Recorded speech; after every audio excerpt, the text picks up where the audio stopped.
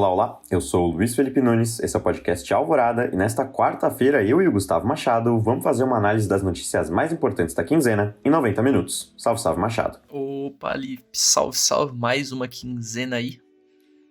Boa quinzena aí a todos que estão nos escutando também. Essa semana tá especialmente grande, vou ser honesto, a gente tem bastante coisa para discutir, bastante coisa factual também, tem os dois lados, tá bem legal, né? E pelo tamanho, eu acho que a gente não pode enrolar muito aqui na introdução não, e se quiser tocar o barco, Lipe, só vamos. Então vamos embora pro primeiro bloco para falar de Bolsonaro na ONU.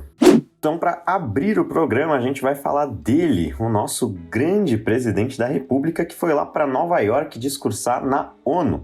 Lembrando que o Brasil é o país que abre a Assembleia da ONU, essa que foi a 76ª Assembleia da ONU. O Brasil abre desde sempre como, um prêmio de consolação por a gente não participar do Conselho de Segurança, mas a gente tem a grande alegria de receber a sabedoria do presidente Jair Bolsonaro logo de primeira para abrir esse evento muito importante.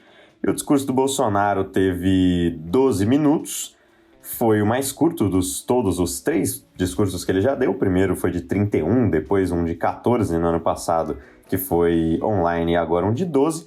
E foi o discurso ainda muito radical, para quem estava apostando num discurso moderado, errou, porque é o Bolsonaro, mas provavelmente o discurso mais moderado dos 3 que ele já deu, para a gente entender o nível da sandice do presidente, porque ele já abriu uma conferência da ONU falando que o Brasil estava à beira de um socialismo e se afundando. Sim, ele pegou a faixa presidencial do Michel Temer e disse que o Brasil estava à beira de um socialismo. Ele já logo complementou falando que o nosso país está há 2 anos e 8 meses sem qualquer caso concreto de corrupção, o que, vai da percepção do nosso presidente Bolsonaro, o que é um caso concreto de corrupção, assim como é da percepção dele o que é estar à beira de um socialismo. Ele já logo completou falando que as manifestações do dia 7 de setembro, que foram aquelas manifestações com cunho golpista que ele fez, foram as maiores da história do Brasil, o que, mais uma vez, é mentira, porque as diretas já e as manifestações contra a presidente Dilma foram bem maiores do que as que ele fez no dia 7 de setembro, mas ele já começou fazendo essa metralhadora de fatos irrelevantes para o cenário internacional, porque, ninguém ali se importa com nenhum desses fatos que ele está falando, mas o Bolsonaro fez um discurso para aparecer no WhatsApp, assim como todos os outros 2 que ele já tinha feito. É um discurso para a base dele numa conferência da ONU, que é a alta cúpula internacional. Mas, o Jair Bolsonaro também falou que a crença em Deus e a valorização da família são os temas centrais do seu governo, falou que ele estava respeitando a Constituição, ele não é golpista, ele respeita a Constituição. Ele disse que fez uma boa resposta contra a Covid-19, fornecendo um auxílio emergencial de $800, mas, assim como no ano passado, em que ele passou um pouco do ponto no número do auxílio, esses $800 são para alguns casos, não é todo mundo que recebeu. Ele falou como se fosse todo mundo, mas não, são $800, depende da família, depende da situação, do período de tempo que recebeu, mas o Jair Bolsonaro usou esse fato que ele mesmo inventou, para falar que agiu bem contra a Covid-19. Ele também bateu nas mesmas teclas que já tinha feito no ano passado, falando que tentou combater tanto a Covid quanto o desemprego de forma simultânea, falou mal do isolamento social, defendeu o tratamento precoce, a hidroxicloroquina, a azitromicina, aquela coisa toda, falou que os problemas econômicos não eram por culpa dele, mas sim por conta dos prefeitos e governadores. Então ele falou mal de prefeito e governador numa assembleia internacional, ao invés de falar de assuntos internacionais, mas também falou falou bem das suas medidas ambientais, disse que a Amazônia estava muito tranquila, que houve uma redução no desmatamento de 32%, só que no ano anterior ele realmente reduziu em 32%, ou na verdade não 32%, mas uma cifra parecida, porque no ano passado, considerando o governo Bolsonaro, o aumento do desmatamento é de 75%. Então ele conseguiu reduzir um número que ele deixou bem alto, não é como se fosse grande coisa. Ele também falou um pouco sobre o leilão da implementação do 5G, que provavelmente vai acontecer no início de novembro. Estava tentando chamar investidores, num discurso que eu imagino que não tenha atraído muitos desses investidores. Falou que os indígenas no Brasil são livres para explorar suas terras, sendo que no ano passado ele já tinha falado mal dos indígenas e não é como se ele fizesse medidas para a proteção dos povos nativos.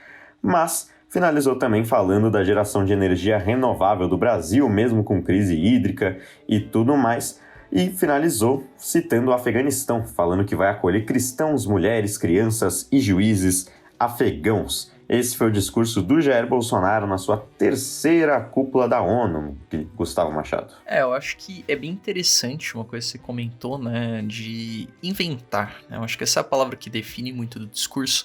O Bolsonaro, ele basicamente fez uma fanfic de Brasil, né? Ele criou um Brasil, um universo paralelo ali, né, uma utopia dele, em que ele basicamente pegou um monte de fato, né? Ou ele simplesmente distorceu usando dados que são bem discutíveis, ou ele, assim, mentiu na cara, né? Eu acho que isso que gera, isso que passa, né? A principal mensagem é de que ele mentiu descaradamente em muitos casos, ou em outros manipulou. Então, que nem no caso do desmatamento, não necessariamente é um dado mentiroso, né? Essa questão da redução de 32%. Mas ele pegou e comparou com o próprio governo dele, que estava vindo numa gestão péssima com relação a isso, né? E ele tenta argumentar em cima disso como se a comunidade internacional fosse cair, né? Então fica muito do discurso dele também ele achar que a comunidade internacional é boba, né? Não só isso, na verdade tem dois jeitos de interpretar a situação. Ou ele acha que a comunidade internacional é boba, né, e joga um monte de mentira, né? Uma comunidade internacional que a gente vai ver mais pra frente um pouco sobre os outros países, mas está extremamente preocupada com a questão do clima, né? Foi um tópico levantado por grandes potências que nem os Estados Unidos, que nem a China, e praticamente todos os outros países comentaram alguma coisa de clima, né? Bolsonaro não só desses dados são muito duvidáveis, né, como também não deu nenhum dado de como ele está realmente melhorando, porque ele falou de até 2050 que nem já havia prometido de reduzir o carbono a zero, né, deixar nulo. Só que a questão é, a maioria dos países que foram na ONU, eles tiveram a audácia de propor coisas novas, de se mostrarem mais ambiciosos nessa questão do clima, até porque fica com uma imagem boa internacionalmente. E é isso que de fato traz investimentos. Quando o Bolsonaro ele prega e promete o mesmo que ele já tinha prometido, sem trazer nenhum plano concreto de como vai fazer isso, e de fato não há plano concreto, né? A gente nunca viu um plano concreto para realmente chegar nessa questão de redução do carbono e realmente ajudar a natureza. Então acaba gerando essa situação em que ele está tentando vender uma imagem, mas ele não tem prova nenhuma disso e ele espera que acreditem. E aí vem o segundo ponto que eu comentei, né? Então o primeiro seria que ele está achando que a comunidade internacional é boba, e o segundo seria que ele não está se importando com a comunidade internacional no discurso, o que é um pouco mais provável, né? Então, que nem o Lipe comentou, o discurso colocado ali na ONU foi extremamente interno, né? Foi para casa, digamos assim. Então ele comentou sobre a questão de explorar a terra, né? A questão de indígena, como se indígena queria fazer um monte de plantação e explorar a terra. Então é uma coisa muito falando para o agronegócio, né? Para essa base dele. Quando ele fala de Deus, ele está falando do pessoal mais religioso, né? Então apela para essa outra base dele. Então ele fez um discurso falando para a base dele, né? Quando ele fala essas frases de efeito, que nem a questão do socialismo, que nem a questão do país tá se desenvolvendo, chamando diretamente de investidores, ele tá falando mais para a base dele do que necessariamente tentando fazer alguma coisa objetiva no cenário exterior, né? Quando ele fala do 7 de setembro, também ninguém cai nisso. Essa é a verdade, o cenário internacional não cai nessas mentiras que ele tá contando, mas quem cai, né? O público que apoia ele de qualquer maneira, né? E é bem triste a gente analisar o discurso dessa forma, porque, que nem o Lipe comentou, né? Por ser até um prêmio de consolação, o Brasil ele fala em primeiro. Mas mesmo sendo um prêmio de consolação, eles não dariam esse prêmio se o país, assim, eles não confiassem o mínimo para fazer esse primeiro discurso, né?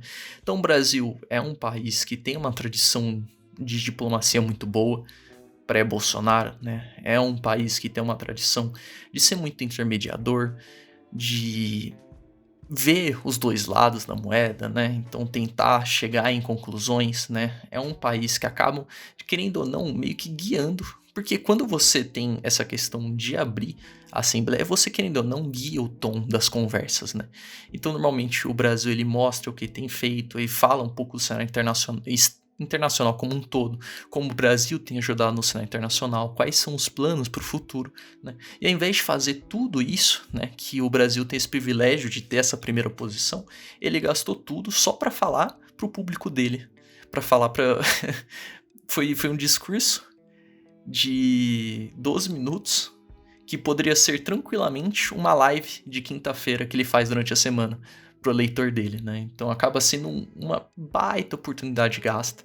Não era de se esperar que seria uma oportunidade gasta, né? Tinha gente que achava, que ele comentou, que seria mais moderado, principalmente após a carta dele, né? Que ele redigiu junto com o Temer, mas não foi isso que aconteceu. E a gente fica mais uma vez nessa situação em que não dá para se esperar uma melhora da imagem do Brasil no cenário internacional, né? Principalmente sem ele mostrar provas do que ele está falando para as promessas boas e defendendo tratamento precoce, né? Então ele defendeu, né? O Antônio Guterres falou da importância da ciência, principalmente nessa situação de Covid, e ele vai lá e defende tratamento precoce. A base dele de dado é que ele usou e deu certo, né? E ainda mais sendo o único dos representantes que foi à ONU que não tomou a vacina, né? Então só esse ato, que começou antes mesmo do discurso, já mostra que ele não tá nem aí para a imagem do Brasil no cenário internacional. Ele já estava pagando mico antes mesmo de abrir a boca. E acaba sendo a situação bem complicada para o país. E a gente não sabe, né? Porque o Bolsonaro tá praticamente fazendo uma corrida para ver o quão rápido ele consegue estragar toda a tradição diplomática do Brasil, toda a tradição do Itamaraty, né? Vamos ver até onde que ele vai chegar cavando esse buraco, né, Lipe? Exatamente. O Brasil, como você disse, é importante a gente bater na tecla que tem um histórico de diplomatas e de ser um país muito importante.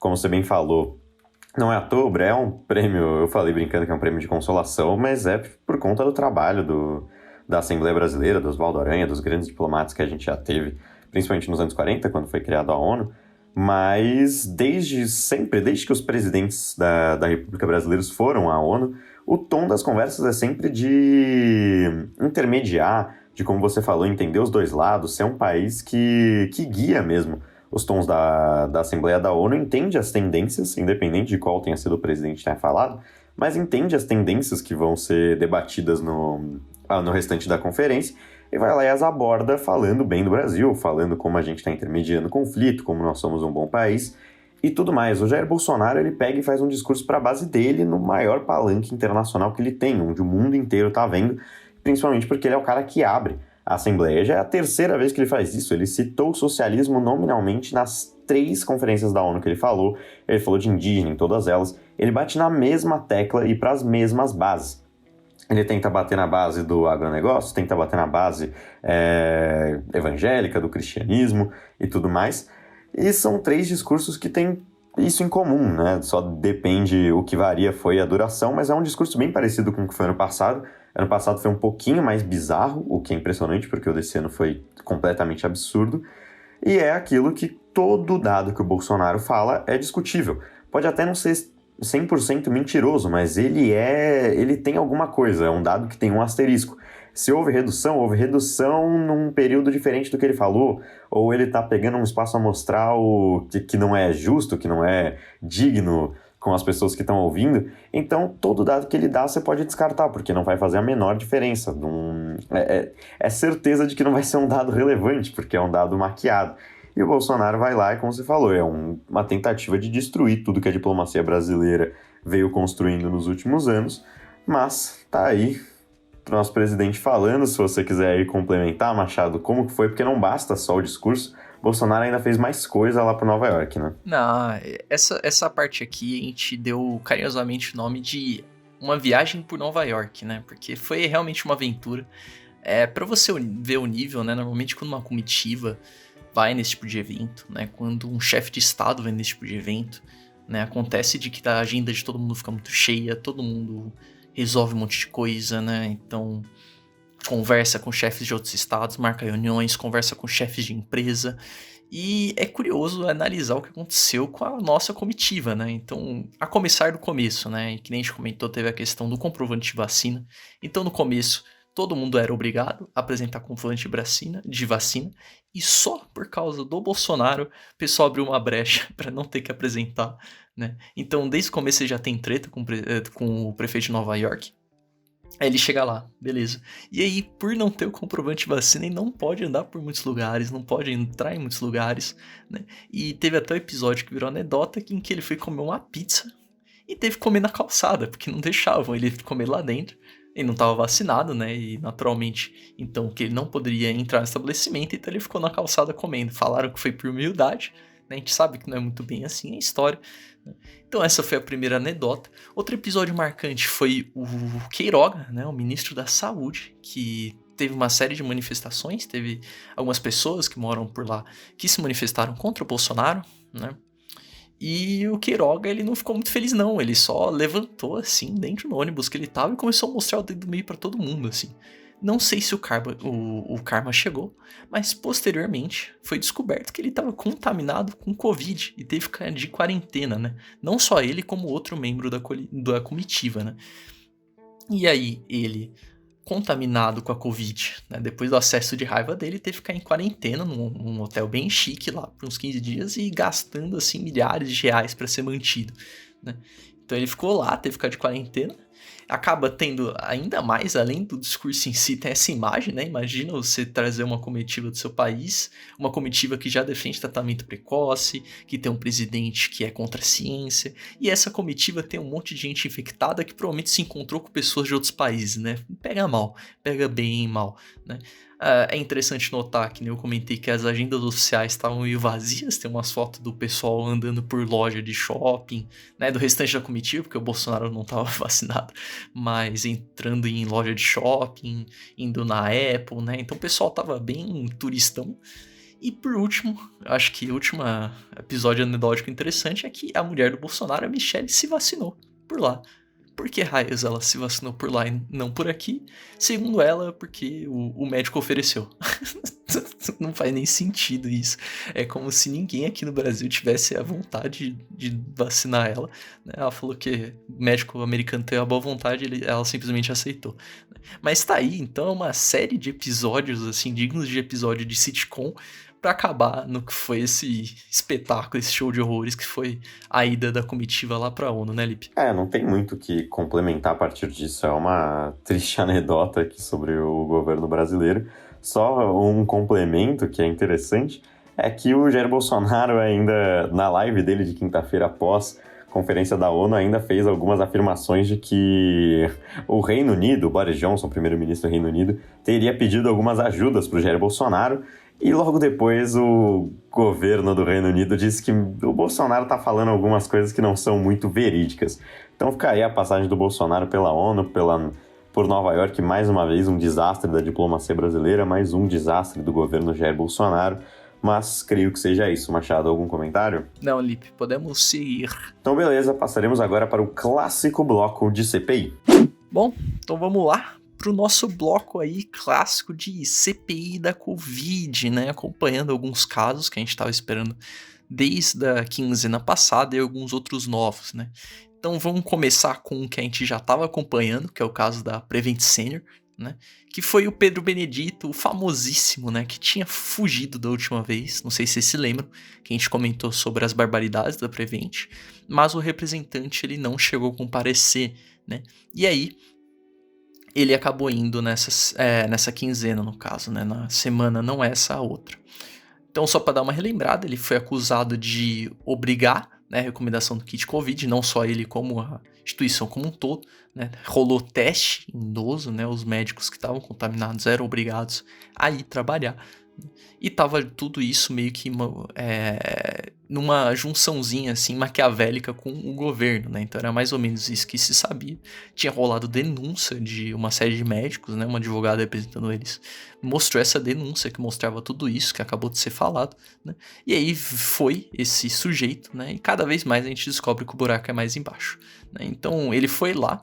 E é muito curioso, porque não necessariamente ele negou essas barbaridades que foram descobertas, mas o argumento principal usado foi que as provas eram inválidas, né? Por quê?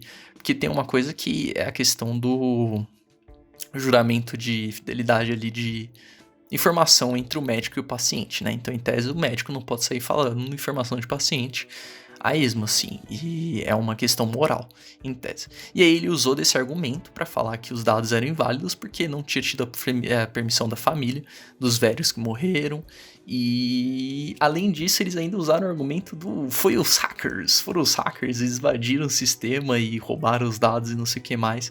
Então usaram todas as cartas de invalidar o argumento, mas sem negar, é muito importante ressaltar isso, né?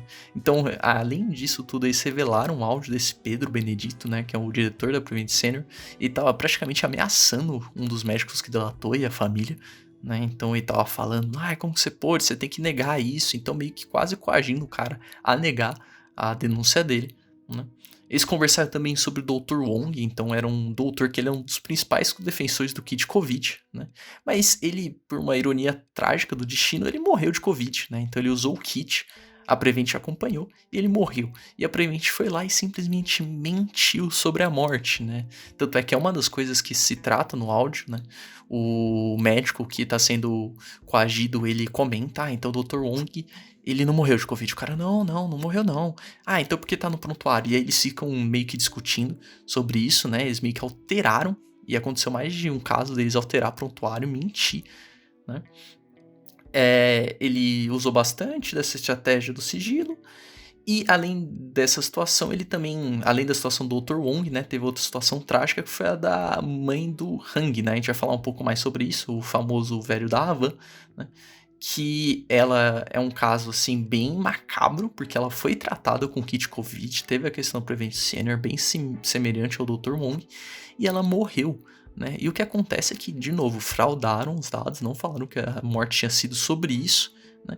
E, aparentemente, o próprio filho dela sabia, né, o Luciano Hang, mas negou, né? A gente vai ver um pouco mais disso na hora que chegar a vez dele, na Prevent Senior, né? Mas revelações bem macabras sobre essa questão da mudança de prontuário, né? Acabou sendo mais abordada. E também comentaram um pouco sobre a questão das pesquisas da Prevent, que eram utilizados pelo governo e pelo gabinete paralelo, que vai ser também comentado em outras entrevistas, né? Então essa conversa serviu para confirmar algumas coisas que já sabia de investigação prévia e também para meio que introduzir alguns temas, né? Primeiro, a questão da pesquisa da Prevent e essa questão da mãe do Luciano Hang, que apareceriam em outros dias de entrevista, né? Em outros dias com os depoentes. O segundo a ser chamado para a CPI da Covid foi o Danilo Trento, que é dono da Precisa Medicamentos. A Precisa, você provavelmente se lembra, que é aquela empresa que negociava as vacinas da Covaxin com o governo brasileiro e tem todo aquele esquema de superfaturamento, suposto superfaturamento. E o Danilo é um dos donos da empresa. Ele ficou muito tempo usando o seu habeas corpus para não falar, mas depois de muito silêncio, ele admitiu que já deu uns rolês com o Flávio Bolsonaro, já foi em eventos públicos com o Flávio Bolsonaro, e principalmente ele já foi para Las Vegas com o Flávio Bolsonaro para tentar supostamente trazer os jogos de azar para o Brasil. Então tem aí uma participação, alguém que está num um suposto esquema de superfaturamento de vacina que é bem chegado no Flávio Bolsonaro. A cada semana que passa a gente vê mais pessoas que são ligadas à família do Jair Bolsonaro, mas o Danilão também é acusado de ter alguns esquemas de empresas offshore, que a gente vai falar um pouco mais tarde, bastante sobre isso, mas as empresas offshore são aquelas que o dono é brasileiro e você cria uma empresa na Suíça, nas Ilhas Virgens Britânicas, no Panamá, que são países que não têm tributação no imposto de renda, ou se tem, é muito pouco. Então tem várias empresas assim, que são... Basicamente não é crime você ter uma empresa offshore, mas é um indício bastante grande de que você lava dinheiro através delas. Então ele tem alguns desses esquemas aí, algumas empresas como a Primatial Holding, eu imagino que seja assim que se fala, que foi uma empresa citada que recebeu 16 milhões de reais e devolveu no mesmo dia, então algo que não acontece a todos os momentos, é algo um pouco suspeito, mas aí o Danilo Trento, Machado. Adorei o inglês, Sleep. Eu acho que eu só queria apontar isso mesmo e a gente pode passar para a próxima já, que foi a Bruna Morato, né, saindo um pouco dessa questão da Precisa e voltando para a questão da Prevent Senior, né, que ela basicamente serviu Primeiro que a Bruna Morato, ela é advogada, representante dos médicos que denunciaram, né? E ela serviu para apontar algumas coisas muito interessantes, né? Ela mostrou uma mensagem que provava um pouco da cultura organizacional da empresa, que o lema principal é obediência e lealdade, né? É bem estranho uma unidade de saúde ter esse lema, parece uma coisa de exército, assim, curioso, para dizer o mínimo, né? Ela comentou de ameaças que ela sofreu, né? Então chegaram a invadir o escritório dela, duplicaram o IP de câmera, cortaram o cano de banheiro, então bem pesada a situação, né? Tanto é que a CPI tá dando proteção para ela, né? E os médicos estão totalmente anônimos, né? Tanto é que foi uma discussão muito grande sobre isso no dia, porque os senadores governistas querem que os médicos em si viessem, porque aí eles saindo do anonimato, fica muito mais fácil de coagir, de ameaçar, enfim, né?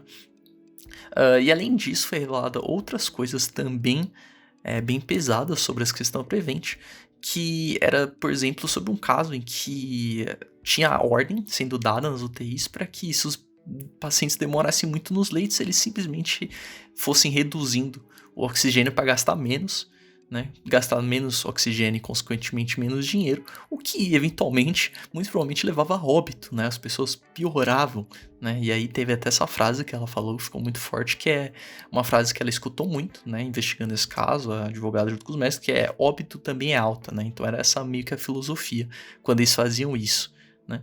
E ela revelou uma das coisas que eu acho que foi mais importante, assim, nessa conversa que teve, que foi sobre a união do gabinete paralelo com o Ministério da Economia, né? Então já sabia essa ligação do gabinete paralelo com o Bolsonaro, com o próprio Ministério da Saúde, né? Mas também tem esse meio que crossover, digamos assim, com o Ministério da Economia, né? Então, desde o começo tinha isso, porque eles tentando comprovar essa tese da imunidade de rebanho, a tese do uso do tratamento precoce, poderia fazer com que o país não parasse e a economia seguisse andando, né? Então acaba que tem ligação direta entre o gabinete paralelo e o Ministério da Economia, né? Uma revelação aí que provavelmente foi uma das mais importantes dessa quinzena da CPI.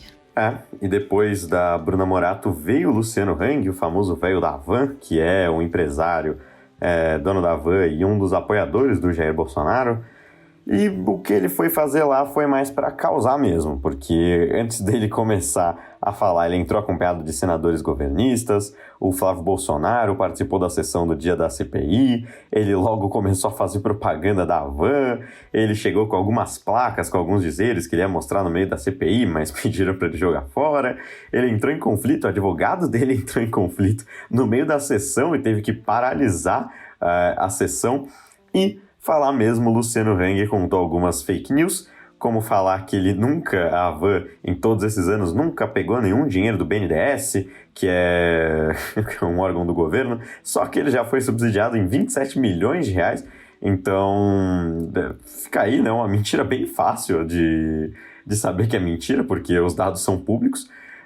A acusação também do Luciano Hang ter sonegado milhões e milhões de reais, mas de interessante mesmo, ele falou que conhece e conversa com o Ricardo Barros, né? Quem não conhece o Ricardo Barros na CPI da Covid hoje em dia? E para fazer os comentários dele, ele falou por que ele foi convocado, né? Ele foi convocado porque a mãe dele veio a óbito, como o Machado disse, ela estava usando o kit Covid lá na Prevent Senior, veio a óbito e afirmaram que ela não teria utilizado o kit Covid, não teria morrido de Covid e tudo mais, mas ela foi sim vítima da Covid-19 e usou o kit Covid, e aí o Luciano Hang afirmou que foi um erro de plantonista, não foi bem assim, depois de um ano e pouco ele mudou a versão dele falando sobre a própria mãe, então o Luciano Hang, o velho da Van, nada mais do que o que a gente já conhece dele, né, Machado? O Luciano Hang que foi chamado até de bobo da corte lá no dia pelo Renan Calheiros, né, então o cara só foi pra causar, você definiu muito bem, né? E aí dá pra gente chegar no último aí, depoente dos últimos dias, que foi o Otávio Facuri, né? Então ele aí é um famoso financiador de fake news, né? Então ele usava da riqueza dele para financiar alguns institutos de qualidade duvidosa, quando o assunto é da informação, né? E, bom, acho que a primeira coisa que é interessante ressaltar é que uma das coisas que mais chamou a atenção nem foi com relação ao envolvimento dele nas fake news em si, mas sim, né, o que ele fez de ataque pessoal a um dos senadores, né? Então ele no Twitter fez um comentário extremamente homofóbico contra o senador Contarato, né, no caso, que um membro da comunidade LGBT, né? E aí o Omar Aziz até chegou num momento muito simbólico. O Omar Aziz cedeu a presidência do Senado da CPI pro Contarato, né? E aí ele fez um discurso. Eu recomendo até procurar aí na íntegra, a gente não vai falar exatamente o que ele falou, mas é um discurso bem bonito, é um discurso bem impactante, né? E ele criticou abertamente a homofobia do depoente, né? Então só pra vocês verem o nível desse maluco, né? Não, e o pior é que a desculpa dele foi: eu tenho até amigos que são, então esse cara aí é o pior que há, né? Então, bom, mas aí, passando dessa parte que até acabou chamando mais atenção do que necessariamente ele falou no restante da CPI, mas basicamente ele é um cara que financiava fake news, né? Ele é um dos donos do Instituto Força Brasil, né? Um instituto que basicamente é coordenado só para fazer fake news, né? Ele é especialista nisso, né? E o clássico, né? Perguntaram do Instituto Força Brasil o que significava aqueles posts, né? Qual que era a ligação deles com a Davat, né? Então o Força Brasil tem a ligação com a Davat lá do Dominguete e etc. E ele negou tudo, obviamente. Ele falou que estava muito ocupado, que ele não trabalhava por lá, então não tinha muita noção do que estava acontecendo. Então ele negou tudo e assumiu. Mas pelo menos ele foi coeso nisso, né? Porque ele assumiu lá, criticou o uso da máscara, falou de imunidade de rebanho, falou que funcionava, né? Então basicamente foi lá para passar vergonha, para levar esporro e para negar tudo que fez, né? E eu acho que isso fecha a CPI da quinzena, Lipe. Exatamente. Então agora vamos passar para o nosso último bloco de Brasil para fazer um giro de notícia e para falar também sobre o empreendedorismo de Paulo Guedes. Iniciando o nosso giro de notícias brasileiro, a gente vai falar sobre uma investigação internacional que a gente realmente teve muita dificuldade para saber onde quer colocar. A gente acabou colocando no giro de notícias brasileiras porque também envolve um pouco o nosso país. Que investigação é essa? Uma investigação chamada Pandora Papers. Sim, Pandora, aquela caixa que na mitologia grega continha todos os males da humanidade. Numa investigação aí que, pelo nome, você já vê que é bem tranquila.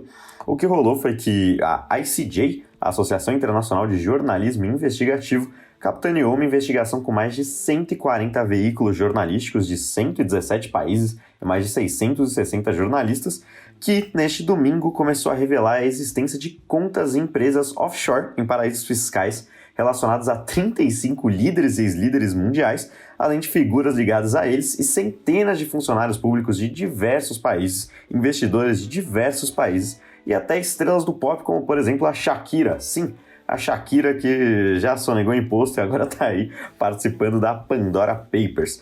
Eu expliquei um pouco antes o que era uma empresa offshore, né, que são aquelas empresas sediadas em lugares conhecidos como paraísos fiscais, que é onde você tem pouco ou quase nada de taxa sobre o imposto de renda. Então você consegue deixar o seu dinheiro limpinho lá, você não precisa pagar nada, ou muito pouco, e geralmente esses paraísos fiscais também têm regras de sigilo muito grandes. Então países como as Ilhas Virgens Britânicas, Panamá, Suíça e outros, a Suíça já foi mais, né? Mas eles deixam tudo em sigilo. Você não tem esses países não são obrigados a divulgar quem que é o beneficiário final das transações. Você só tem que dar alguns nomes que geralmente são os nomes das firmas de advocacia que abrem essas empresas, e geralmente são as mesmas firmas de advocacia, elas são praticamente inteiras no Panamá. O Panamá, que em 2014 foi alvo mais ou menos, de uma investigação do próprio ICJ, que foi o Panama Papers, na mesma pegada, alguns papéis que foram divulgados mostrando tudo o que aconteceu. Nessa da Pandora Papers foram milhões e milhões de papéis, por isso que 140 veículos jornalísticos tiveram que participar dessa apuração. Já globalmente já teve político que caiu, principalmente no México, já teve político que está sendo investigado. A gente tem o rei Abdullah da Jordânia, um país extremamente pobre, mas que tem um rei extremamente rico, né? Quem diria?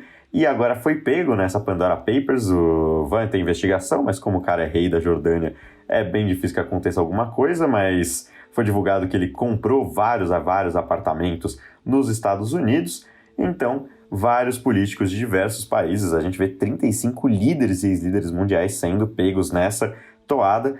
Tem de nomes conhecidos, o Sebastián Pinheira, presidente do Chile, tem o Guillermo Lasso, presidente do Equador. Então uma galera foi pega e dentro dessa galera a gente tem dois nomes importantes para a política nacional, que são o Paulo Guedes, ministro da Economia, e o Roberto Campos Neto, presidente do Banco Central.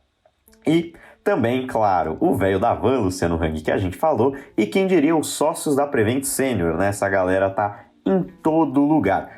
Mas o nome mais importante, como vocês imaginam, é do Paulo Guedes. E o que acontece é que ele abriu uma empresa em 2014 nas Ilhas Virgens Britânicas, um paraíso fiscal, aportando mais de 9,5 milhões de dólares em investimentos. Na época, esses dólares representavam 23 milhões de reais, hoje já são 51 milhões de reais.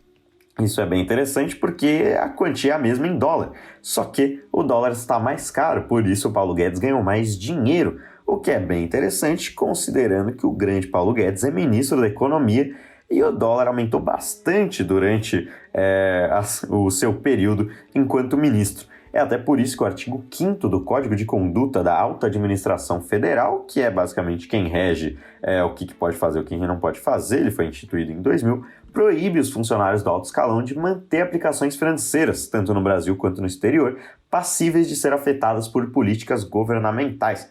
Então, esse código, segundo esse artigo, Paulo Guedes não poderia ter essas empresas offshore, nem ele e nem o Roberto Campos Neto, mas ele tem.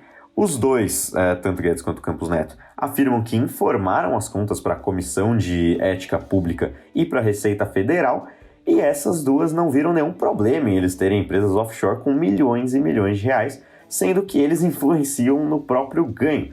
É bem curioso, porque o Paulo Guedes tentou aprovar um novo imposto de renda há alguns meses, e uma das propostas era de não taxar lucro de offshore, mas o Código de Ética não viu nenhum problema nisso, mas Paulo Guedes está nessas apurações o nome brasileiro mais importante, mas muitos e muitos líderes mundiais da República Tcheca, de países do leste europeu, de países asiáticos, estão no Pandora Papers, uma apuração que ainda vai dar muito pano para manga, né, Machado?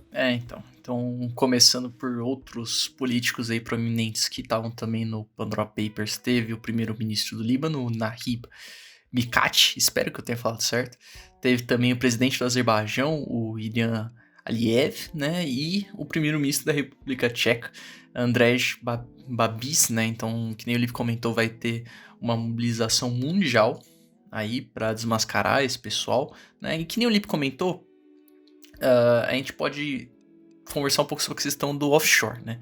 Então a questão de sonegar como crime e etc. Às vezes, quando a gente tem que analisar caso por caso, né? Como no caso do Guedes, por exemplo, né? O que acontece? Qual que é o principal problema? Em tese, só a questão do offshore em si não é o maior dos problemas. Talvez seja moral, talvez, mas não tão criminoso, né?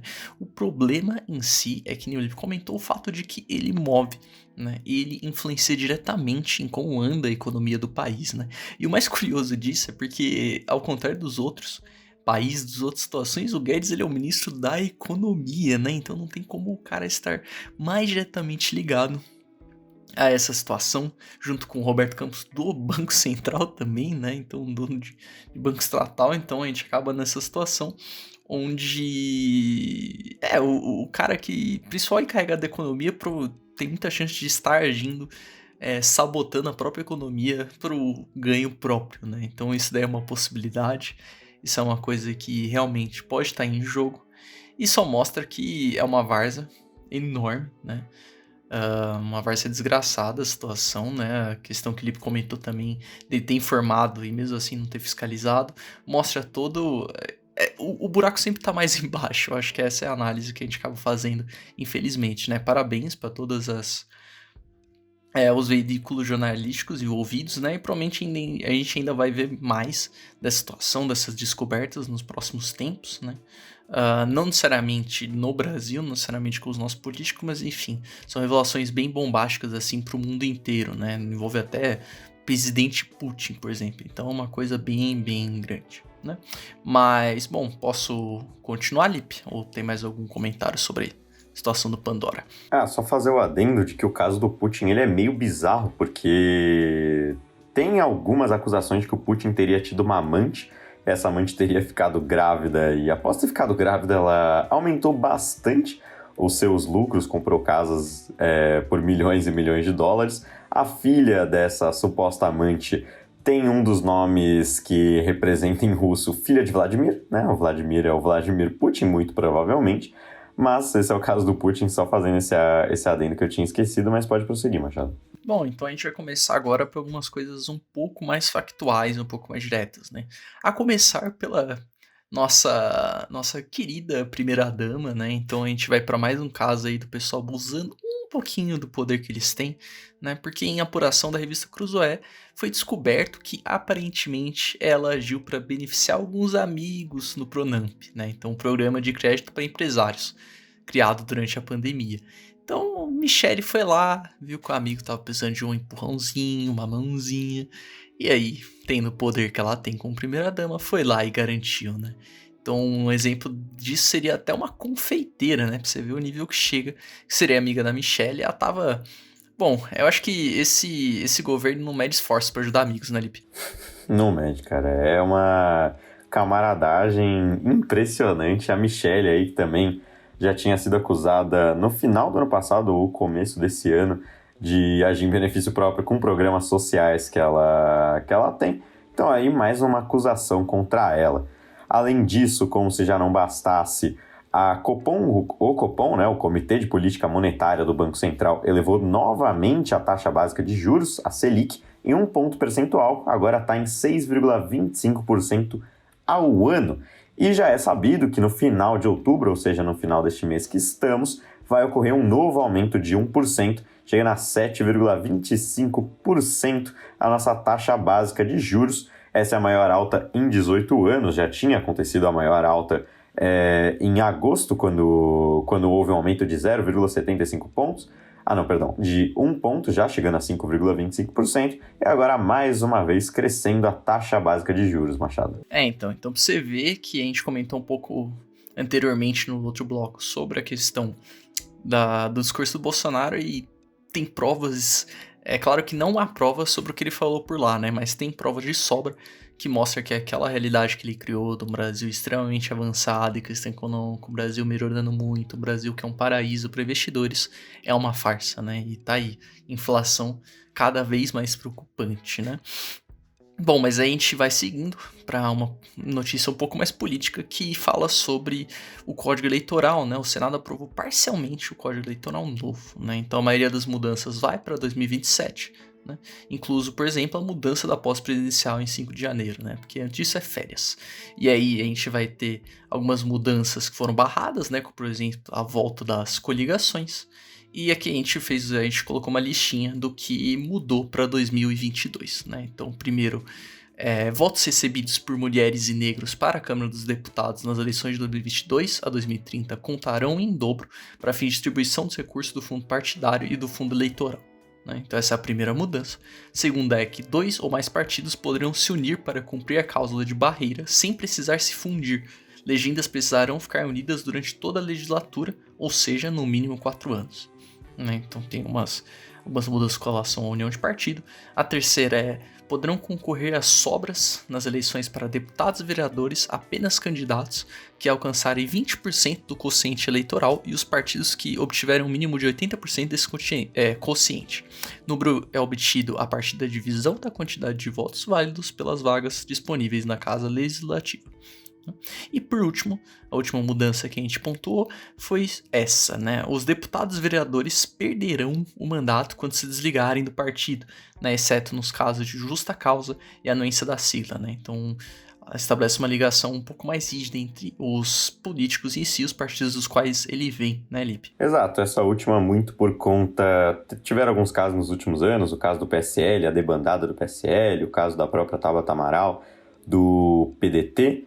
É interessante essa de que mulheres e negros, cada voto vai receber um pouquinho mais do fundo partidário. É uma tentativa da Câmara e do Senado já há alguns anos, e essa de 2 partidos se juntando é também muito curioso, porque nos últimos anos foram feitas medidas para que partidos que não aprovam ninguém para o Senado e para a Câmara sejam extintos. Mas agora eles vão poder se unir numa simbiose muito louca, mas por apenas 4 anos. Tipo, você não vai precisar se unir a outro partido definitivamente. Você pode fazer uma união por legislatura e aí você consegue que partidos pequenos continuem existindo.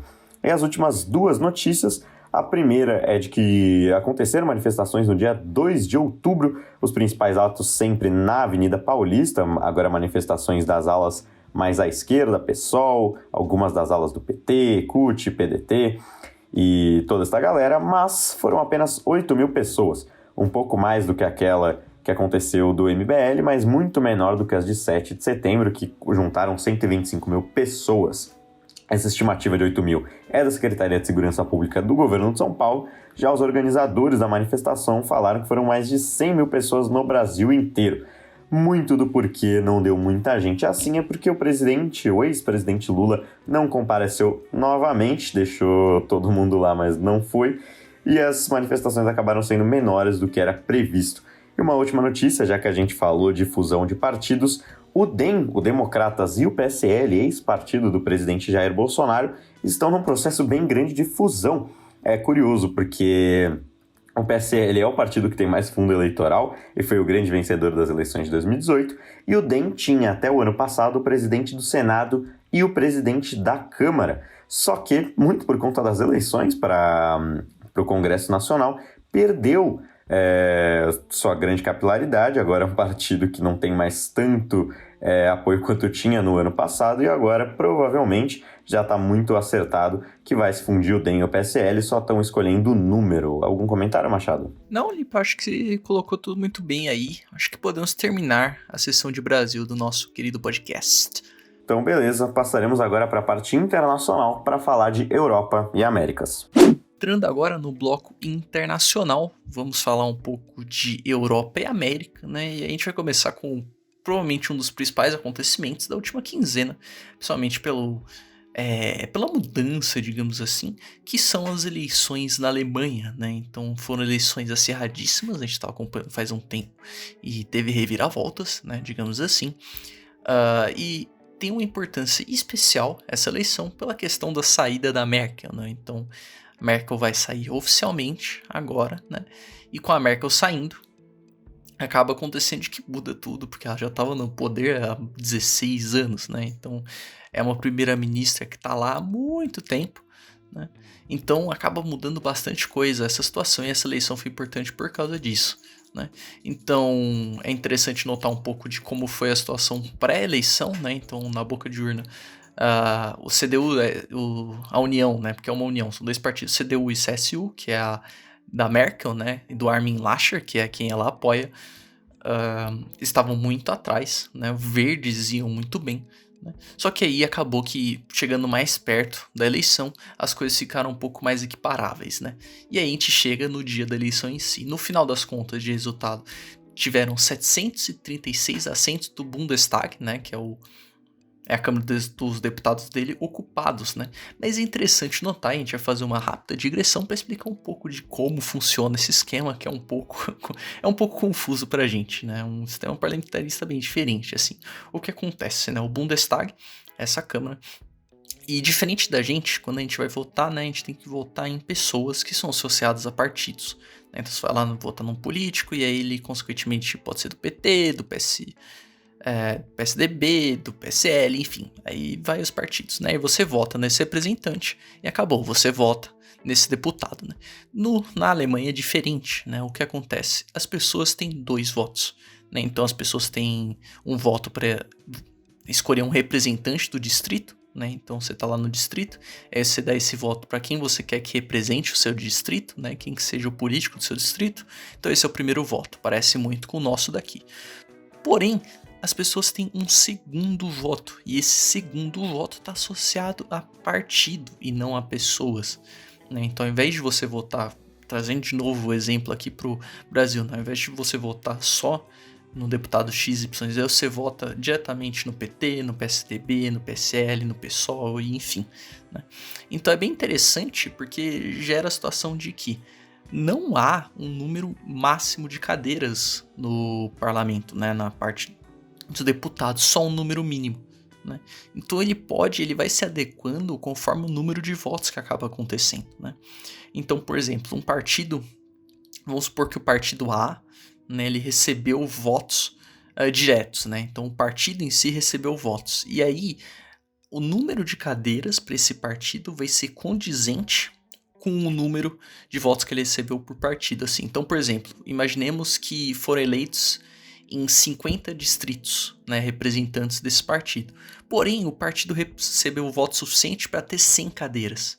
Então, o que acontece é que o partido, né, vai enviar ainda, além dos 50 que estão representando o distrito, 50 deputados, né, que vão estar numa lista, né? Então tem meio que uma lista, meio que de espera, e aí conforme vai tendo voto no partido, eles vão ganhando cadeiras e eles vão enviando, né? E pode acontecer o contrário também, né? Tem mais representante em distrito, que é bem raro, mas acontece que tem representante de distrito, né, a mais do que o voto do partido, e aí meio que tem que tentar dar uma resolvida nisso aí, porque não poderia, em tese, né? Então, em suma, o voto direto escolhe o representante do distrito, que nem a nossa situação aqui, e o voto secundário, que é o voto do partido, decide quantas cadeiras no parlamento o partido vai ter, né? Bom, então essa é a rápida digressão para explicar, fica um pouco mais fácil de entender, porque muito do jogo político, da política alemã, vem dessa situação, né?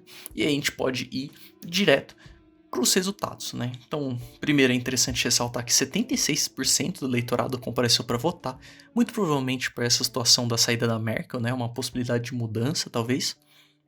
Então as pessoas realmente foram e participaram, né? E aí a gente vai ter aqui a ordem dos colocados, né? Então, primeiro, fica em primeiro lugar o SPD, né? Então, o grande partido, o segundo grande partido da Alemanha, né? Tanto é que governou em coalizão com o CDU-CSU por muitos anos, né, levou 25,7% dos votos e levou 206 assentos, né? CDU e CSU era esperado que ela não fosse muito bem, só que teve uma revirada, né? Eu comentei de algumas reviradas, e ela acabou se superando, digamos assim, né? Então levou 24,1% dos votos, então teve uma queda aí de cerca de 9% comparado a outras eleições, não foi muito bem, teve uma derrota, digamos assim, mas mesmo assim não ficou tão longe do primeiro colocado, né? Ficou com 196 cadeiras, né? Os verdes ficaram em terceiros. Era esperado que eles fossem um pouco melhores do que eles foram, mas tiveram um crescimento vertiginoso, né? E era a tendência já o que vinha acontecendo nas eleições. A gente conversou sobre as eleições regionais em outros alvoradas, né? A gente comentou que elas serviriam como termômetro, né? E já naquela época mostrava que os verdes realmente estavam tendo uma melhora, né? E os verdes eles acabaram com 14,8% dos votos e 118 cadeiras, né? Então eles realmente foram muito bem. E aí você vai ter a sigla engraçada, não é um xingamento, não é de propósito, mas a sigla dos liberais é o FDP, né? Então um partido com uma sigla bem engraçadinha pra gente aqui do Brasil, que eles terminaram com 11,5% dos votos e 92 assentos, né? É interessante, para vocês verem um pouco desse esquema, que os liberais eles não ganharam nenhum distrito. No caso, todos os assentos praticamente foram por essa questão do voto em partido, né? Então provavelmente as pessoas iam lá, votavam numa representante um pouco mais tradicional, digamos assim, um SPD, CDU, e aí o segundo voto deram para os liberais, né? E aí por isso que eles acabaram com tantos assentos, mesmo não tendo distritos sendo representados, né?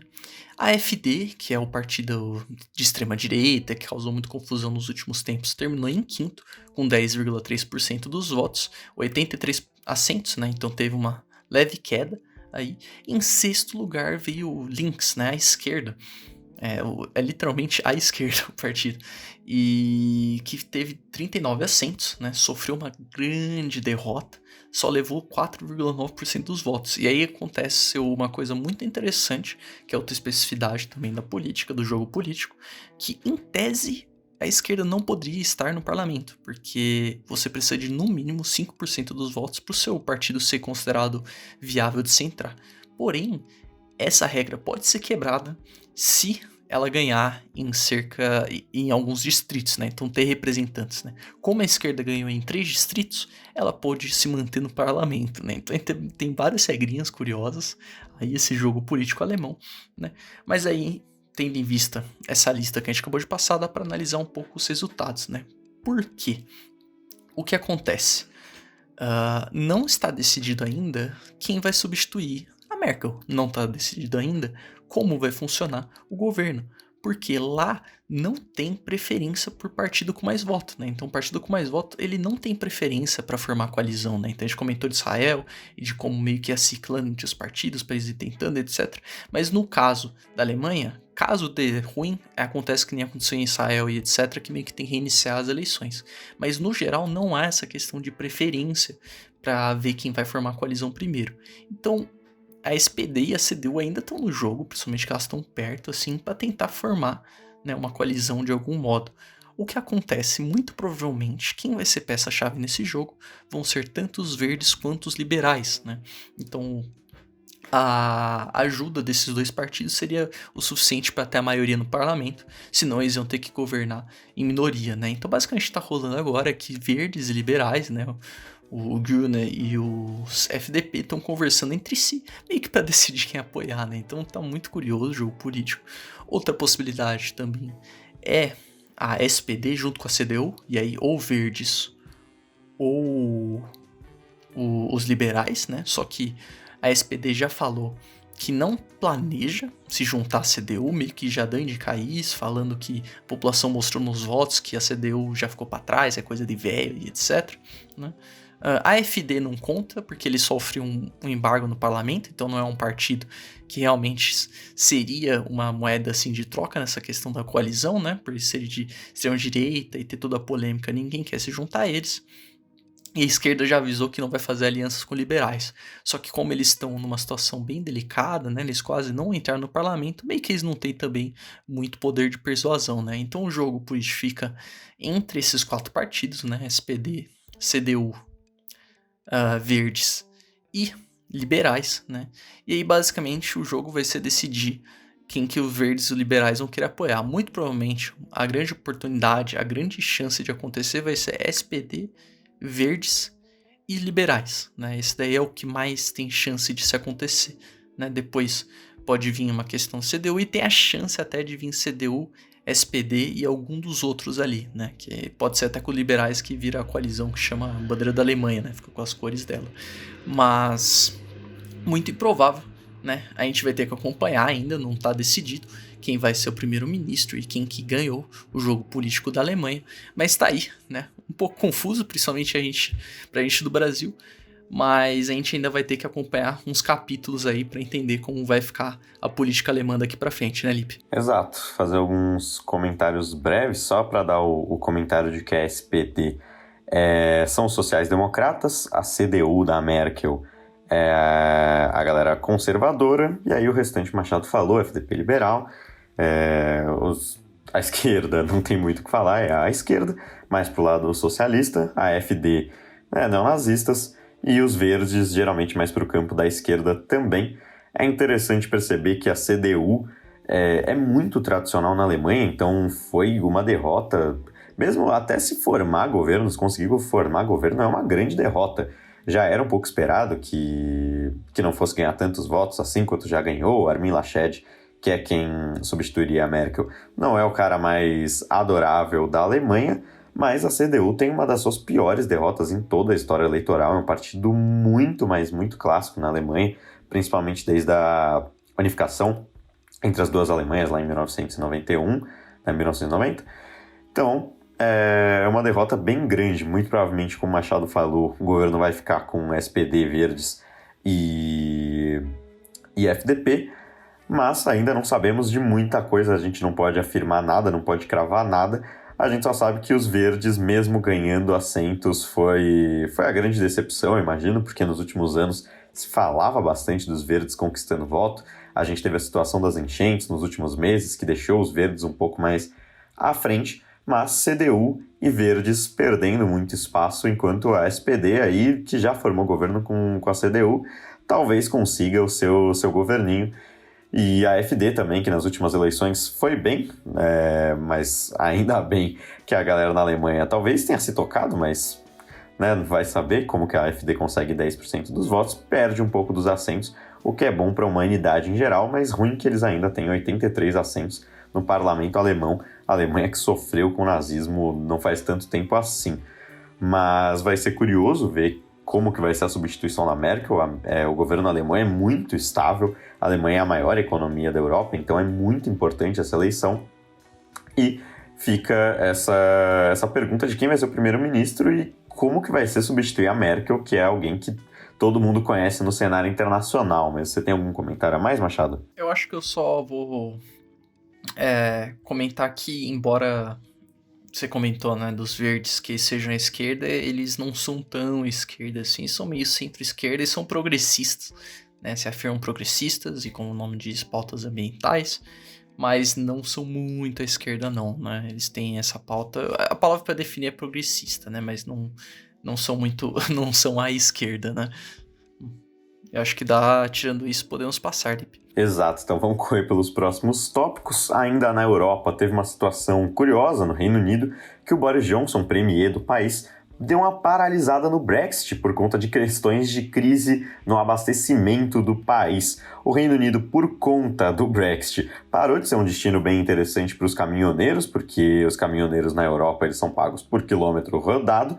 E como agora você tem uma dificuldade para entrar no Reino Unido vindo de outros países europeus, né, você tem que ficar parado, tem que passar por uma inspeção, tem que esperar todos os trâmites, não é muito favorável para os caminhoneiros. Então a galera parou de entregar muitas coisas lá no Reino Unido. O Reino Unido passou por uma crise de abastecimento, então Boris Johnson teve que ceder 5.000 vistos temporários para os caminhoneiros da União Europeia, dando uma brecada aí no Brexit. O Brexit que já causou crise no gás, falta de combustível, já teve muita coisa na gasolina que ficou um pouco parada. Os militares já tiveram que ajudar no transporte da gasolina, então o Reino Unido sofrendo por causa do Brexit, Machado. Eu acho que a gente chegou a comentar também em outro alvorado sobre a Guerra das Salsichas também, a questão do Reino Unido e da Inglaterra com a Irlanda do Norte, né, e toda a confusão associada às barreiras, ao comércio, e a gente volta a ver que é um tema complicado, consequência do Brexit, né? Então essa questão das barreiras alfandegárias, essa questão de as coisas entrarem e sair, das fiscalizações, complicando tudo, né? Porque querendo ou não, o Reino Unido mesmo tendo saído da Europa, acaba tendo muito comércio ali na região, né? E acaba dependendo até dos trabalhadores, às vezes, etc. Então não só porque eles quiseram se dividir, que necessariamente eles vão ficar completamente dependentes do nada, né? E a gente vê esse tipo de situação acontecendo pelos impactos do Brexit no mercado, né? Mas eu acho que dá para passar, Lipe. E aí a gente vai para uma notícia curiosa aí, eu acho que todo mundo percebeu, né? Você aí, amigo, não sei se você ficou mais tranquilo ou teve crise de pânico, mas a partir das 12 horas dessa segunda-feira, teve problema um Messenger, né, um Facebook Messenger, no caso, o próprio Facebook, o Instagram e o WhatsApp, né, então todos os serviços associados ao Facebook ficaram horas fora do ar, né, afetando, muita gente usa o WhatsApp para comércio, muita gente usa o WhatsApp para trabalho, né, então é uma coisa que parou completamente, né, teve reclamações na Índia, nos Estados Unidos, em países da Europa e da América Latina, né, incluso o Brasil. Então, além dessas plataformas, teve problema em TikTok, Telegram, Twitter, mas muito provavelmente porque quando o pessoal viu que caiu essas plataformas, eles acabaram ou baixando ou indo para outras redes sociais, né? Então, o Telegram, assim, teve um número assombroso de downloads, né? Sempre que acontece do WhatsApp cair, o Telegram todo mundo começa a baixar e depois que o WhatsApp volta, ninguém mais usa. É muito engraçado. E é interessante porque aconteceu isso, todo mundo ficou meio assustado e tal. E sempre que acontece isso, a primeira teoria é: nossa, é o hacker, o Mr. Robot, meu Deus, estão rasqueando o computador. Mas na verdade, muito difícil, né? Os servidores têm um ataque desse nível, pelo menos.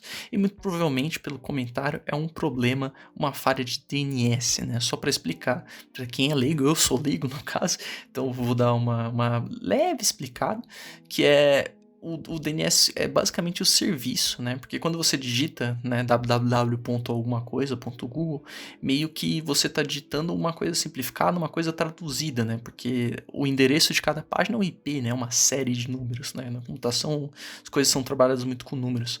E aí, esse serviço é basicamente o que traduz essa questão e faz com que quando você digite, né, o bagulho bonitinho, ele vá para a página ao invés de simplesmente negar a conexão, né? E o mais curioso desse caso é que teve tanto problema, mas tanto problema nos servidores do Facebook, no serviço, que os próprios empregados do Facebook estavam com dificuldade de resolver porque eles não tinham acesso a meios de comunicação, né? Então isso ainda potencializou essa situação porque eles não conseguiam se comunicar entre si eternamente e, consequentemente, não conseguiam se organizar para resolver, né? Tiveram até que pensar em mandar homens lá pro servidor principal, presencial, foi uma zona. No final da tarde ele acabou voltando de pouquinho, né? Então não durou muito tempo, mas deu para ver a dependência que a gente tem da plataforma, querendo ou não, né? Isso gerou, junto com o contexto que já tinha há tempos, né? De denúncias ao Facebook com situação a danos à saúde mental, ignorando a segurança do usuário, então isso já vinha de tempos, e aí somado a todo esse contexto de denúncia e de crítica ao Facebook, mais a questão dessa queda, a empresa caiu em 4,89% em valor na bolsa, né? E consequentemente o nosso amigo Marquinhos Zuckerberg ele perdeu 6,1 bilhão de dólares. Assim, é um absurdo esse preço, né? Agora ele ficou pobre, né? Ele só tem mais de 100 bilhões de dólares, mas mesmo assim 6,1 bilhão de dólares é um valor inestimável, assim. E ele agora é só o quinto homem mais rico do mundo, né? Agora ele perdeu pro Bill Gates, que virou o quarto homem, e tá aí, né? Mark Zuckerberg, pobretaço, né, Lipe? Esse aí a gente não tem muito o que falar a mais de comentários, eu imagino, é mais uma questão factual, foi bem curioso, atrasou um pouco a alvorada, mas no fim deu tudo certo. E agora partindo para duas notícias para a gente finalizar, duas notícias da América Latina. A primeira é no Equador, a gente teve alguns massacres, né? No caso, um grande massacre no Equador na última quinzena, que foi uma briga entre dois grupos rivais em uma prisão de Guayaquil, que deixou 118 mortos. Foi uma briga entre duas quadrilhas, a Choneros, que é ligada ao quartel mexicano Sinaloa, contra os Tiguerones, Lobos e Lagartos, apoiado pelo cartel de Jalisco Nueva Generación, também no México. Então, 2 semanas antes já tinha explodido um drone na prisão, né? Tava um clima bem agradável. É importante saber que o Equador é uma posição estratégica por conta da produção de cocaína na Colômbia, que faz fronteira com eles, mas não há exatamente uma produção de drogas, mas sim um porto para movimentar o comércio. Depois do massacre, o governo decretou um estado de exceção em presídios, então vai ter entrada agora de policiais e das Forças Armadas, mas o que é curioso perceber também é que nenhum morto foi guarda penitenciário. Aparentemente, segundo relatos, os prisioneiros simplesmente trancaram os guardas em uma sala e falaram: a gente vai resolver isso aqui entre a gente, vocês fiquem aí de boa, não matou nenhum guarda penitenciário. E outra notícia é uma notícia chilena, a gente já falou isso algumas vezes, é até uma tendência, mas o aborto está sendo descriminalizado no Chile. É um processo ainda, mas foi aprovado por uma pequena margem de 75 a 68 na Câmara dos Deputados chilena a descriminalização do aborto. Só que o processo não é muito simples, não é muito fácil, porque a proposta ainda vai ser reenviada à Comissão da Mulher e Igualdade de Gênero, numa segunda tramitação para deliberar sobre as iniciativas. O aborto, nesse caso, seria a descriminalização nas primeiras 14 semanas de gestação. Ainda não é uma certeza, mas mais um passo para mais um país latino-americano descriminalizar o aborto, Machado. Então começar comentando um pouco do massacre no Equador, né? O Equador que acaba sendo um ponto, né, nessa questão do tráfico, não necessariamente de produção, mas muito de exportação e de movimento, né? Então ele tem grandes portos e acaba sendo um ótimo ponto, principalmente com a proximidade com a Colômbia, né? Então eles produzem a droga lá, produzem a cocaína lá e aí usam os portos. Qual que é o gentílico de Equador? Equatoriano? Isso. Não sei, soa errado porque eu me lembro da linha, né? Mas tá certo. Do horizonte, assim, será que o país é a mesma coisa? E, enfim. Mas cara, eu tô afirmando que é. Tá bom, Nick, tá bom. Depois desse espanhol lindo que você falou, Lobos e Lagartos, eu não posso discordar de você, Lipe. Mas é basicamente isso, o Equador acaba sendo um grande ponto. Por isso até que acaba envolvendo multinação, assim, é globalizado, digamos assim, porque tem cartel envolvido e muito provavelmente também tem coisa colombiana envolvida. Pelo tráfico de drogas, acaba sendo que até essa parte do crime é globalizada, né? E sobre o aborto descriminalizado, né? Só adicionar que provavelmente a gente estava vendo aqui, a gente estava conversando em off, a gente não tem muita certeza se isso vai passar muito fácil ou não, para ser bem honesto, né? Porque a margem foi bem pequena de aprovação E só o fato de ter que voltar para a Comissão da Mulher e Igualdade de Gênero foi bem confuso pra gente. A gente não tem tanta certeza se isso vai passar muito fácil, né? A gente espera que sim. Que nem o Lipe comentou, mais um país indo rumo à descriminalização do aborto, né, Lipe? Exatamente. Então, é isso? Mais algum comentário, Machado? Acho que não, Lipe. Podemos passar. Então, fechamos este bloco. Agora a gente vai falar um pouco sobre a Assembleia da ONU. Então, bom, chegando para o nosso bloco de ONU, falar um pouco sobre os países mais importantes, as coisas mais relevantes que aconteceram, a começar por um breve resumo, o que foi tópico nesta Assembleia Geral da ONU, a 76ª Assembleia Geral da ONU. Foi o que a gente já tinha falado antes sobre o discurso do Bolsonaro, basicamente nenhum dos pontos que o Bolsonaro apontou, falando sobre a situação do clima, que vai ser tópico para os próximos anos, a situação da Covid-19, Afeganistão e o Talibã, a questão do Pacífico, que a gente falou no último Alvorada, a reforma do Conselho de Segurança e mais alguns tópicos, mas esses foram os mais importantes. Começando pelos Estados Unidos, o presidente Joe Biden falou contra uma suposta Guerra Fria acontecendo entre a China e os Estados Unidos, dando indiretas para a China, ao mesmo tempo que ele falava contra uma guerra. Foi um discurso bem forte contra a própria China, falando sobre o Mar do Sul, falando sobre a Guerra do Pacífico, falando que existiam países tentando dominar os mais fracos, fazendo forte relação com a China. Falou contra ataques cibernéticos, lembrando da relação que o Vladimir Putin teve com ele no começo do ano. Falou que está trabalhando junto a diversos países para enfrentar o coronavírus e a crise climática. Também defendeu repasse de doses de vacina para países mais pobres, falou que vai doar bilhões e bilhões de dólares para combater os problemas climáticos. E falando um pouco para dar uma alfinetada no ex-presidente Donald Trump, ele disse "America is back", falando que vai contrariar o governo Donald Trump.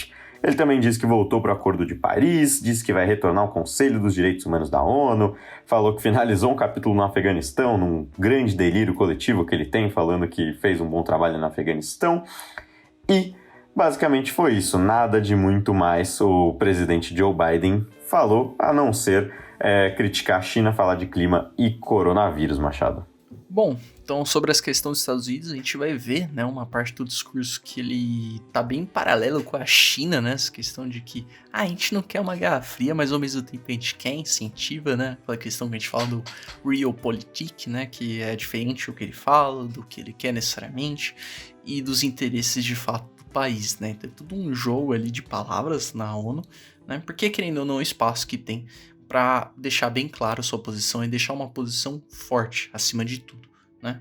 Então, além do que o Lipe comentou, é interessante adicionar também que o Trump comentou de um órgão para fiscalizar pandemias no geral, né? Porque a OMS não tem autoridade para fazer inspeção surpresa, assim, né? Uma inspeção um pouco mais...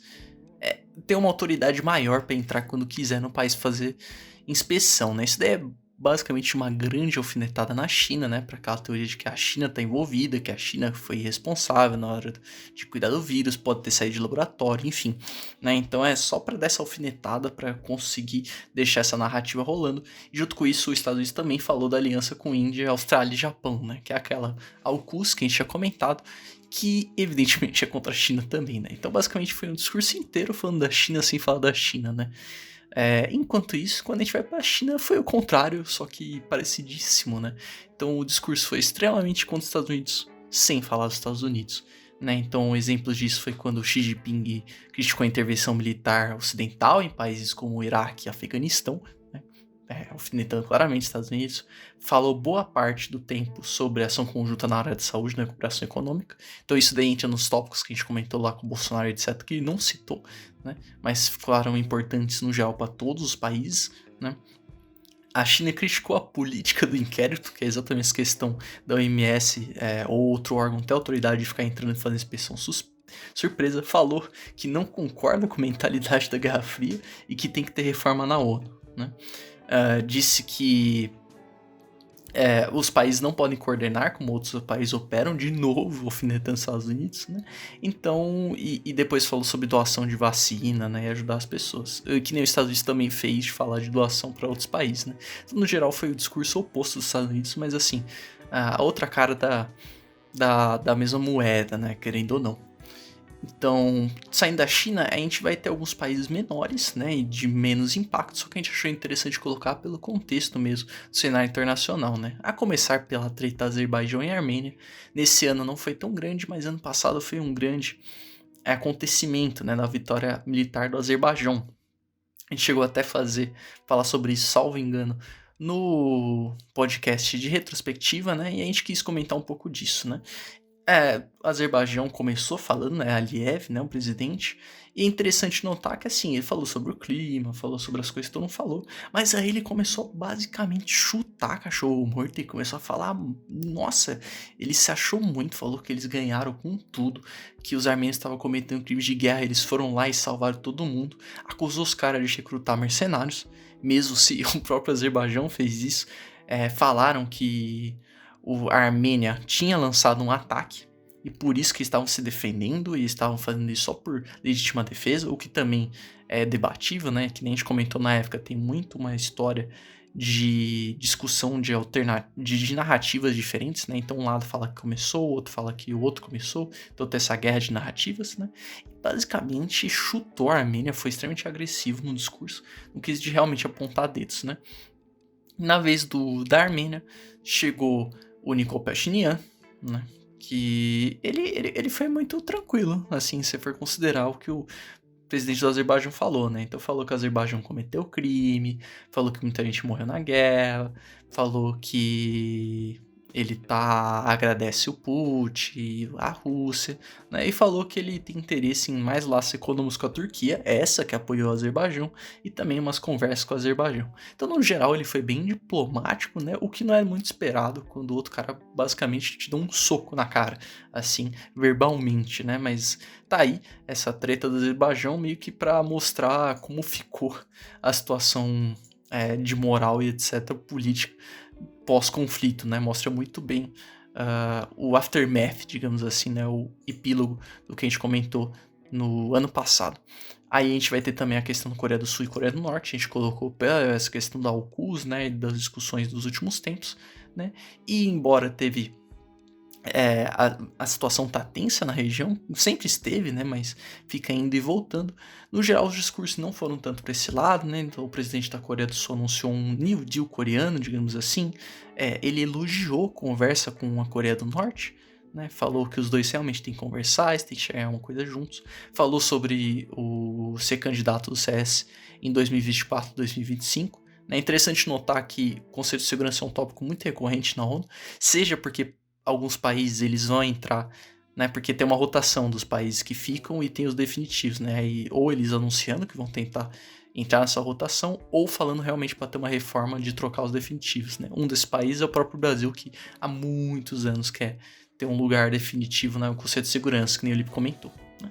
E saindo um pouco da digressão, a gente vai para a Coreia do Norte, que também não atacou a Coreia do Sul, basicamente jogou toda a culpa nos Estados Unidos. Falou, se a gente tá tretando, se tem toda essa confusão por aqui é culpa dos Estados Unidos. E vão botar a culpa neles. E foi basicamente isso e justificou a militarização e a nuclearização que eles têm, né? E, bom, você tem alguma adição, Lipe, antes de continuar? Não, acho que a gente pode prosseguir para os nossos últimos dois países, a começar pelo Irã, um discurso extremamente contra os Estados Unidos, ressaltou que foi basicamente para ressaltar que o Irã está na manutenção da segurança regional contra o Estado Islâmico, aí depois disso foi só ataque aos Estados Unidos mesmo, falando que sanções durante a pandemia deveriam ser crime contra a humanidade, uma lamentação à morte do Qasem Soleimani, aquele general que morreu em janeiro do ano passado, e também foi uma afirmação de que o Irã continua respeitando as regras relacionadas à energia nuclear, mas de resto foi um discurso inteiramente contra os Estados Unidos. E o último país que a gente tem para falar é a Guiné. A Guiné, a gente disse há alguns meses, na verdade nem faz alguns meses, faz exatamente um mês, a gente disse que a Guiné sofreu um golpe militar e agora a gente tem a confirmação desse golpe de que vai demorar para a gente voltar a ter uma democracia na Guiné. Porque quem falou foi um representante do país e que disse que estava falando no nome do presidente Mamadi Doumbouya, que naquela época nem presidente era apenas o líder do golpe militar, mas recentemente ele foi empossado, nesta semana que falamos, ele foi empossado aí sim como presidente da Guiné interino, falou que em algum momento vai ter eleição, mas ainda não se sabe quando que isso vai acontecer. A Guiné também foi outro país que falou da reforma do CS, então essa reforma do Conselho de Segurança foi um dos grandes tópicos abordados e falou que algum dia vai ter uma eleição aí no país, né, Machado? Esse algum dia vai ter uma eleição é um discurso ótimo, né? Mas basicamente é isso, que não dá pra ver bastante gente culpando os Estados Unidos nessa reta final. E a Guiné, a gente aproveitou para colocar nesse mesmo bloco a atualização do que a gente veio falando, alguns alvoradas, né? De resto, eu acho que é isso, Felipe. Então, beleza. Partiremos agora para o nosso último bloco, para falar de Ásia e África. Partindo agora para o famigerado e último bloco do nosso querido programa, a gente vai ter Ásia e África, né? Começando pelo continente asiático, que a gente vai ter o anúncio do novo primeiro-ministro japonês, né? Então, o que está acontecendo nas últimas semanas é que o Yoshihide Suga, ele renunciou, né? E aí, para ficar no poder, seria a liderança do partido, né? Ele ia sair da liderança do partido dele também, o Partido Conservador, e aí decide o primeiro-ministro, né? O líder do partido e, consequentemente, o primeiro-ministro, que vai ficar de forma interina até a votação oficial, né? E aí, depois de eleições internas, teve, de fato, a eleição do novo primeiro-ministro, né? Que é o Fumio Kishida, ex-ministro de Relações Exteriores, né? Então ele vai entrar no lugar do Suga. E basicamente não tem muito mais o que dizer. É isso, né? Interessante considerar alguns pontos. Ele, primeiro, é um cara mais moderado dentro do partido, digamos assim, né? Porque, que nem a gente comentou, tinha alguns concorrendo que eram um pouco mais militaristas, outros que eram um pouco mais radicais em situação de defesa. Mas ele é considerado um cara relativamente diplomático e moderado, né? Junto com ele, com essa entrada dele, acabaram entrando alguns ministros novos, né? Então, Seiko Noda, né, uma das candidatas que era para ser líder do partido, ela virou ministra responsável pela... eu acho interessante que o Japão tem esse problema muito específico, que algumas nações têm, né? Que é a questão da baixa natalidade. Tem um ministro que basicamente cuida dessa parte de baixa natalidade, de população no geral, né, de baixa população, então ela vai entrar como ministra nessa função, né? E a Noriko Uriuchi, eu acho que falei certo, que virou ministra da vacinação, que substituindo o Taro Kono, que também estava concorrendo para ser líder de partido. Então, que nem a gente comentou, tinha bastante gente concorrendo para ser líder, mas basicamente isso, né? O Fumio Kishida então virou primeiro-ministro, junto com a Seiko Noda e Noriko Horiuchi, que viraram algumas ministras, né? E alguns outros ministros continuaram do próprio governo dos Yoshihide, né? Kishida entrando no poder falou de combater coronavírus, né? Um dos principais motivos pelo qual o Yoshihide Suga perdeu muita popularidade, né? Isso junto com a insistência dele em fazer as Olimpíadas no Japão, mesmo com a pandemia, né? Isso daí foram dois grandes motivos para esse primeiro-ministro agora ficar muito impopular, né? Então ele comentou sobre combater o corona, falou de ajudar a economia e financiamento, falou de aliança mais estreita com os Estados Unidos, né, e com os países da Europa no geral, pensando principalmente na contraposição da Coreia do Norte e da China, né? Lembrando que a Coreia do Sul não é a única que sofre com os testes militares da Coreia do Norte, né? O Japão, pela proximidade, acaba se sentindo bem ameaçado também, né? E essa questão da China, a gente acaba vendo que é muito uma continuação do diálogo que a gente está comentando da AUKUS, né? Então, Estados Unidos, Índia, Japão e Austrália, né? Então, segue muito nessa linha de diálogo, esse discurso dele, né? Mas mesmo ele falando em contrapor Coreia do Norte e China, falou que também estava super aberto a diálogo, né? Retomando aquela questão dele ser o cara moderado e de ter sido ex-ministro de Relações Exteriores, né, Lipe? Exato. É curioso que o Japão, depois de passar por um período muito estável, o Shinzo Abe ficou 8 anos lá, foi um dos primeiros ministros mais longevos da história do Japão. Acho que, se não me engano, ele só perde para o próprio avô. Mas depois de tanta estabilidade, o Japão talvez tenha 4 primeiros ministros em um ano, porque o Yoshihide Suga não ficou nem um ano. Agora tem o Fumio Kishida, que ele tá basicamente interino, porque entre dia 31 de outubro e o começo de novembro vão ocorrer as eleições para primeiro-ministro japonês, então talvez mude novamente. O Japão, que era um país tão estável, continua sendo estável, porque não tem muitas mudanças, mas que vai para mais um primeiro-ministro. Continuando na Ásia, a gente teve o assassinato de um líder Rohingya. Os Rohingya, que são aqueles povo minoritário de Myanmar, que está sofrendo uma limpeza étnica, e o Nossa, esse nome é difícil. Moribula, um líder do povo Rohingya que tinha voado de Mianmar para... Qual que é o nome do país que agora eu me perdi? O país que fica do lado... Bangladesh. Tinha voado de Mianmar para Bangladesh, que é um país que recebe muitas pessoas do povo Rohingya, já são 730 mil pessoas que vieram desde agosto de 2017, e ele foi assassinado, não se sabe por quem, nem qual situação, mas ele era uma pessoa muito exposta, ele mesmo já achava que ia ser assassinado faz um tempo, ele que é o fundador da Arakan Rohingya Society for Peace and Human Rights, e foi morto. Mais uma perda para os Rohingya, que são um povo minoritário que já está perdendo muito desde 2017 e agora perde mais um de seus líderes, né, Machado?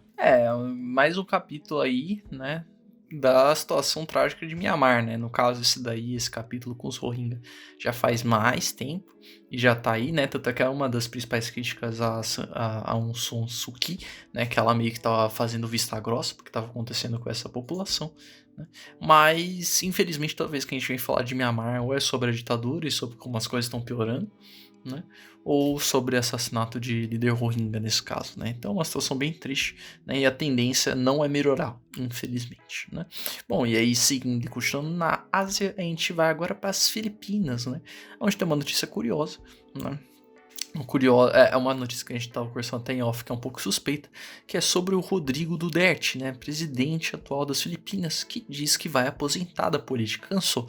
Tá cansado, tá velho, quer ir pra praia, quer jogar vôlei não, né? É golfe que é esporte velho. É bocha é esporte velho, é isso. Quer jogar bocha, né?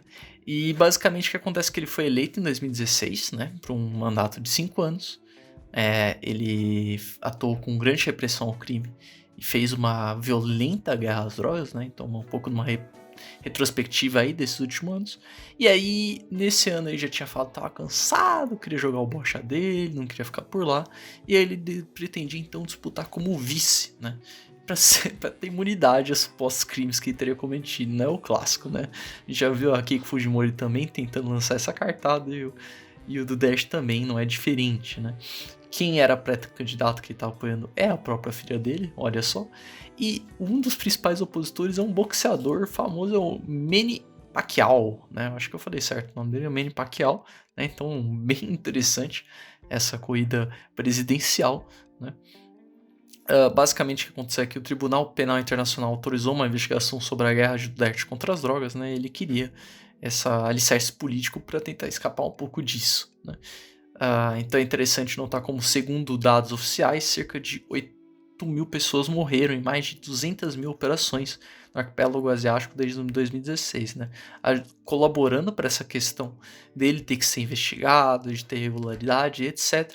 E aí que vem, que a gente comentou que é suspeito, é curioso, porque assim, ele disse que não vai participar, mas por que exatamente não sabe ao certo, principalmente porque seria interessante para ele ter uma imunidade, né? Esse papo de que ele não vai ser vice, principalmente que a filha dele, né, seria uma mão no açúcar, né? Ele já querer ser só vice já era curioso.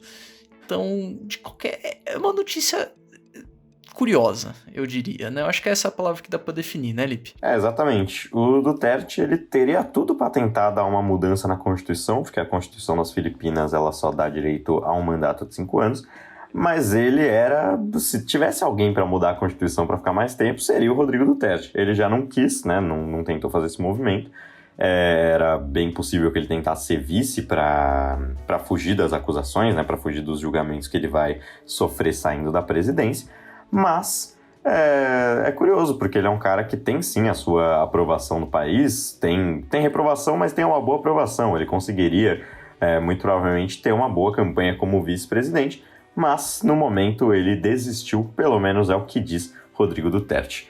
E partindo para as 2 últimas notícias, a gente vai para a África, 2 notícias curtinhas, um update sobre a Tunísia. A gente falou que a Tunísia sofreu um leve golpe pelo seu presidente, o Kais Saied, que é o presidente do país. Ele dissolveu o parlamento por conta de alguns protestos que ocorriam, e aí ele falou que ia governar por decreto, mas não caiu muito bem, então ele teve que nomear alguém como primeira-ministra, e pela primeira vez em sua história, a Tunísia vai ter uma primeira-ministra mulher, que é a Naila Bouden Hamdani, que é a primeira vez do país como uma primeira-ministra mulher. Tem muita gente que acha que isso é um progresso, mas a Naila não tem muita experiência assim, ela é uma professora de geologia, e fica um questionamento, ninguém sabe por que o Kais Saied colocou exatamente ela. Claramente é um movimento para mostrar para a comunidade internacional que ele é um cara mais progressista, mas muito provavelmente ele vai continuar governando basicamente sozinho por decreto. E a segunda notícia africana para a gente finalizar é que o Abiy Ahmed, o presidente da Etiópia, assumiu seu novo mandato de 5 anos. Nesse dia 4 ele assumiu o mandato que ele recebeu em junho, ele foi eleito em junho com a sua frente, e agora ele vai ficar mais 5 anos, completando 10 anos de governo. Lembrando a trajetória dele, ele foi eleito em uma grande coalizão. Ele ganhou o Prêmio Nobel da Paz em 2019 por acabar com a guerra que durava mais de 20 anos com a Eritreia, e aí ele fundou o Partido da Prosperidade, juntando todos os outros partidos, menos o povo Tigray. O povo Tigray é aquele povo que está em guerra contra ele há quase um ano, e essa é a situação da Etiópia, um presidente que ganhou o Prêmio Nobel da Paz e agora está dentro de uma guerra civil. É isso, né, Machado? Algum comentário? Eu acho que eu só acrescentar sobre a questão da Tunísia que claramente, que você comentou, é uma situação onde ele colocou qualquer pessoa ali, provavelmente uma das pessoas mais fáceis possíveis de ele não controlar politicamente, de ele controlar politicamente, peço perdão.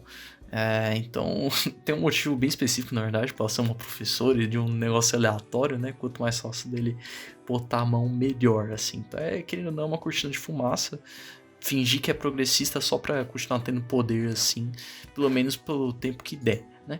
E sobre a questão da Etiópia, realmente até é questionado, né? Essa questão do Prêmio Nobel da Paz e, sei lá, não devia revogar ou algo do estilo, porque ele já tá envolvido numa guerra sangrenta. A gente já tem comentado aqui que já vem há tempos, né, contra o povo Tigray. E, bom, acho que é isso. E podemos encerrar por hoje. Então, fechou. Vamos partir agora para o último bloco para a gente fazer as nossas indicações e encerrar o programa.